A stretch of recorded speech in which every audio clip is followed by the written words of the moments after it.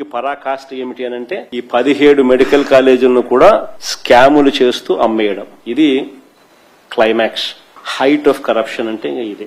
నేను ఇవాళ చంద్రబాబు నాయుడు గారికి ఒకటే చెప్తా ఉన్నా, ప్రైవేటీకరణను మేము అడ్డుకుంటాం, అన్ని రకాల పోరాటాలు చేస్తాం, మీ నిర్ణయాన్ని వెనక్కి తీసుకునేంత వరకు ధర్నాలు జరుగుతాయి, ర్యాలీలు జరుగుతాయి, దీక్షలు జరుగుతాయి, నిరసనలు చేస్తాం.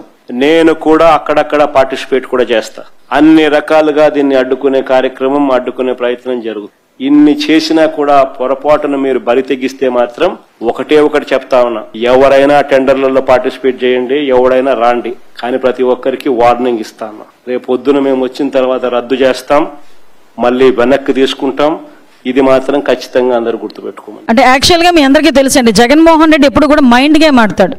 ఎలాంటి మైండ్ గేమ్ ఆడతారంటే జగన్మోహన్ రెడ్డి నెక్స్ట్ టైం నేను వచ్చేస్తాను, లేకపోతే నేను ఇలా చేసేస్తాను, టెండర్లు ఇలా క్యాన్సిల్ చేసేస్తాను, అలా క్యాన్సిల్ చేసేస్తానంటే కనుక ముందుకు రారు అన్న ఫీలింగ్లో ఒక రకమైన భయాన్ని క్రియేట్ చేయడానికి. దీన్నే అంటారు మేకపోతు గాంభీర్యం అంటారు. తెలుసా మీకు? పులి ఎదురుగా ఉండేటప్పుడు అలాగే ఉంటుందట మేక పరిస్థితి కూడా. సో ఈ మేకపోతు గాంభీర్యం అన్నది ఒకటి ఉంటుంది అనమాట. దాన్ని ప్రదర్శించి ఏదో రకంగా సస్టైన్ అవ్వాలి అనే ఉద్దేశంతో మాట్లాడే పరిస్థితి.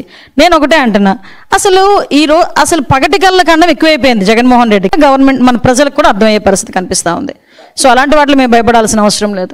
నోటికి వచ్చినట్టు అబద్ధాలు వల్లించడం అనేది చూస్తూ ఉంటే నిజంగా చాలా సిగ్గనిపిస్తుందండి.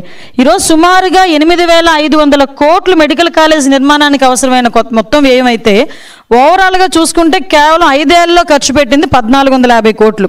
అంటే ఈరోజు విద్య వైద్య అనేది సమాజానికి ఎంత వెలుగునిచ్చే ఒక అంశం అయితే దాన్ని కూడా లాస్ట్ 5 సంవత్సరాల్లోని కూడా తొక్కిపెట్టి ప్రజలకి విద్యని వైద్యని దూరం చేసిన పరిస్థితి ఈరోజు రాష్ట్ర ప్రభుత్వం తీసుకున్న అనేకమైన సంచలనాత్మక నిర్ణయాలని స్వాగతించడం పక్కన పెడితే కనీసం దాని మీద బురద జల్లే ప్రయత్నం చేస్తున్నారని చెప్పడానికి ఇది ఒక ఉదాహరణ.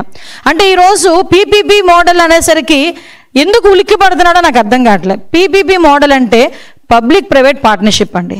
ఇది జేపీపీ మోడల్ కాదు, జగన్ ప్రైవేట్ పార్ట్నర్షిప్ కాదు, ఇది పీపీపీ, పబ్లిక్ ప్రైవేట్ పార్ట్నర్షిప్.